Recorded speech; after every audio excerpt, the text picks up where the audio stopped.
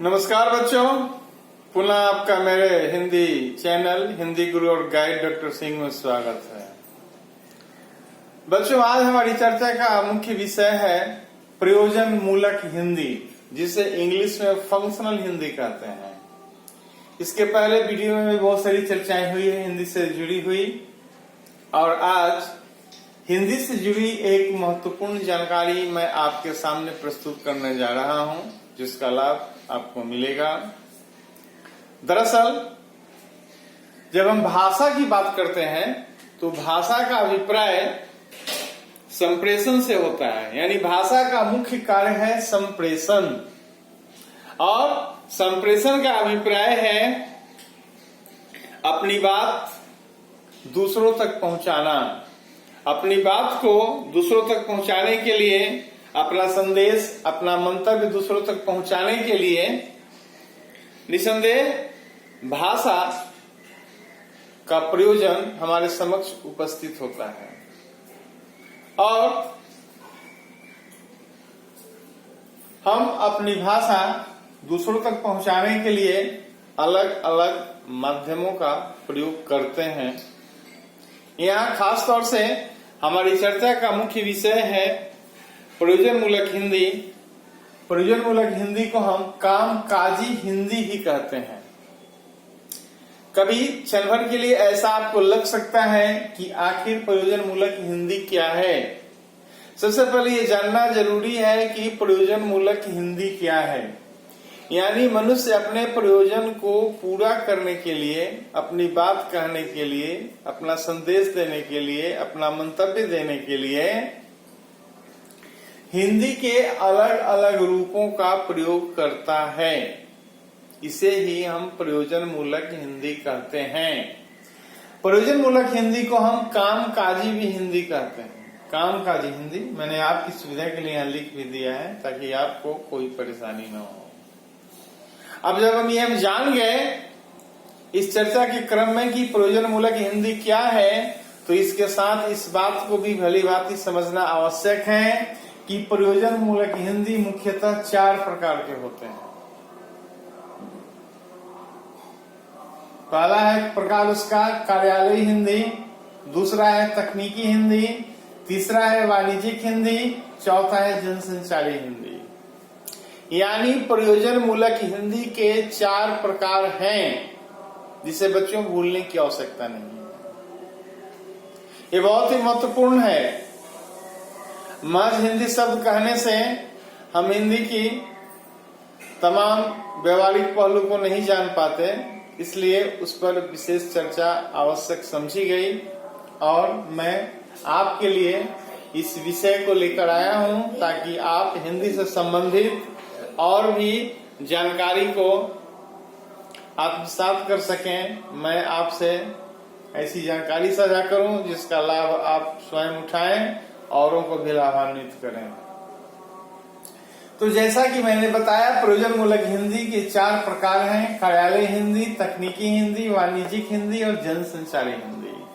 अब हम एक एक करके जानेंगे कि आखिर ये क्या है और इनका प्रयोग किन क्षेत्रों में होता है।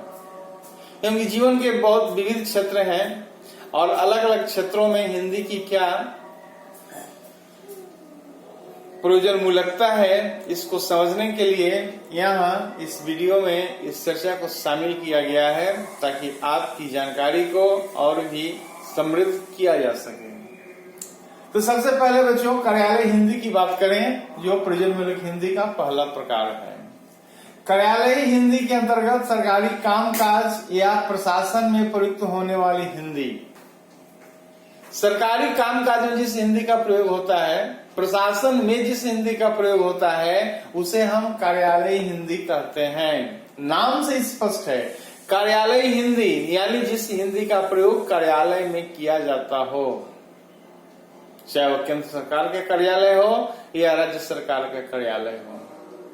प्रशासन से संबंधित जुड़ी मुद्दों को व्यवहारित करने के लिए जिस हिंदी का प्रयोग किया जाता है, उसे कार्यालयी हिंदी कहते हैं।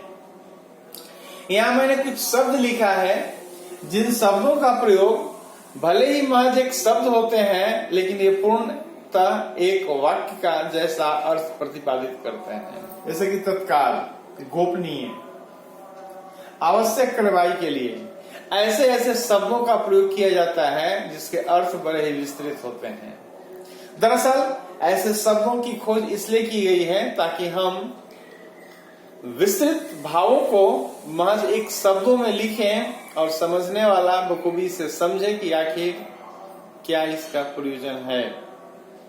तो हमारा जो प्रयोजन है उसे हम दूसरों तक कैसे पहुंचाते हैं और दूसरे के बखूबी कैसे महसूस करते हैं, इसके लिए ही प्रयोजन मूलक हिंदी को विकसित किया गया, चिन्हित किया गया, इसकी प्रामाणिकता, इसकी व्यावहारिकता प्रस्तुत की गई ताकि उसका हम लाभ उठा सकें, उससे लाभान्वित हो सकें। तो बखूबी यहाँ पर इस बात की चर्चा हुई कि सरकारी कामकाज या प्रशासन में जो हिंदी प्रयुक्त होती है उसे हम कार्यालय हिंदी कहते हैं। और उदाहरण के लिए मैंने कुछ शब्दों को आपके सामने प्रस्तुत किया है ताकि आप बखूबी जान जाएं, जैसे कि तत्काल, गोपनीय, आवश्यक कार्रवाई हेतु ऐसे शब्द हैं जो भले ही देखने में एक शब्द हैं लेकिन उनके अर्थ विस्तृत लिए जाते हैं और इस तरह शासन प्रशासन का काम बखूबी चलता है। प्रयोजन मूलक हिंदी का दूसरा प्रकार है तकनीकी हिंदी। बखूबी आपने सुना, तकनीकी हिंदी जिसे हम इंग्लिश में टेक्निकल हिंदी कहते हैं। टेक्निकल यानी इसके अंतर्गत विज्ञान, विधि, इंजीनियरिंग, चिकित्सा यानी मेडिकल साइंस में प्रयुक्त होने वाली हिंदी आती है। इंजीनियरिंग के क्षेत्र में, टेक्नोलॉजी के क्षेत्र में, प्रौद्योगिकी के क्षेत्र में, चिकित्सा शास्त्र के क्षेत्र में, विज्ञान के क्षेत्र में और विधि, लॉ, इन तमाम क्षेत्रों में जिस हिंदी का प्रयोग होता है उसे हम तकनीकी हिंदी कहते हैं। क्योंकि हमने अपनी सहजता के लिए, सरलता के लिए तकनीकी शब्दों को ही विकसित किया है ताकि बखूबी हमें अंग्रेजी पर आश्रित न होना पड़े और हमारा काम चले। उदाहरण के लिए जैसे कि यहाँ पर हम प्रयोग करते हैं विज्ञान में अल्फा, बीटा, गामा, तमाम ये सब जो शब्द हैं ये सब तकनीकी हिंदी के शब्द हैं। मैंने 2-4 शब्दों के यहाँ प्रस्तुत किया गया है। ऐसा नहीं कि मात्र इतने ही शब्द हैं, इसके अलावा बहुत सारे शब्द हैं जो तकनीकी हिंदी के रूप में हिंदी भाषा में प्रयुक्त होते हैं, जिसे हम कामकाजी हिंदी भी कहते हैं। यानी काम करने के लिए, कामकाजी का अभिप्राय क्या है? काम करने के लिए। तो जो जीवन के तमाम क्षेत्र हैं उनमें अलग अलग शब्दों का प्रयोग होता है। हम जो बोलचाल की भाषा में हिंदी का प्रयोग करते हैं वो अलग है और प्रयोजन मूलक हिंदी में जो शब्द प्रयुक्त होते हैं वे अलग हैं। तो इस मामूली फर्क को भी समझने की आवश्यकता है, तभी हम बखूबी समझ पाएंगे। क्योंकि मैंने आपकी जानकारी के लिए यहाँ इस बात को भी मैंने लिखा है कि प्रयोजन मूलक हिंदी सामान्य बोलचाल की हिंदी से भिन्न होती है। जाहिर सी बात है कि सामान्य बोलचाल की भाषा में ऐसे शब्दों का प्रयोग होता है लेकिन बहुत कम, परंतु इन क्षेत्रों में मामूली ये शब्द बहुत कुछ कहे जाते हैं और इनका अर्थ विस्तृत लिया जाता है। इसे भी बखूबी समझने की आवश्यकता है। प्रयोजन मूलक हिंदी का जो तीसरा रूप है वह है वाणिज्यिक हिंदी।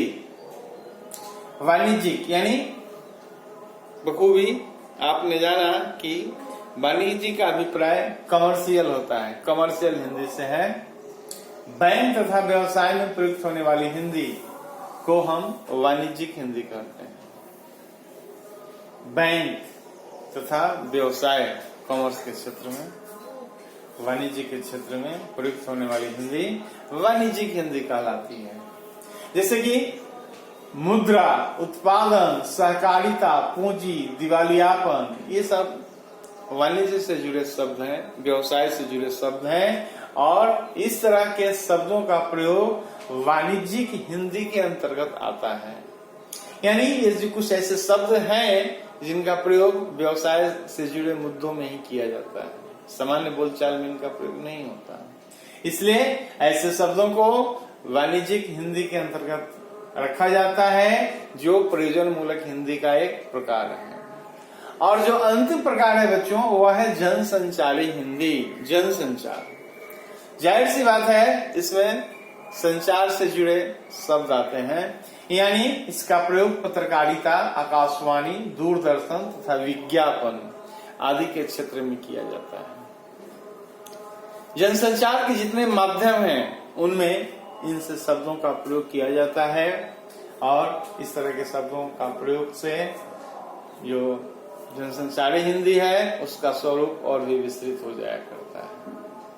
तो यहाँ पर बच्चों बखूबी हमारी चर्चा का मुख्य विषय था प्रयोजनमूलक हिंदी और उसके कितने प्रकार हैं, उन प्रकारों की यहाँ पर चर्चा की गई। मैं उम्मीद करता हूँ कि यह चर्चा आपके लिए काफी उपयुक्त है, फायदेमंद है, ज्ञान अर्जन के हेतु काफी अच्छा प्रयास है और बखूबी आप इसे दूसरों के साथ भी साझा करेंगे, क्योंकि ज्ञान बांटने की चीज है। जितना बांटें, जितना वितरण करें, ज्ञान में वृद्धि होती है।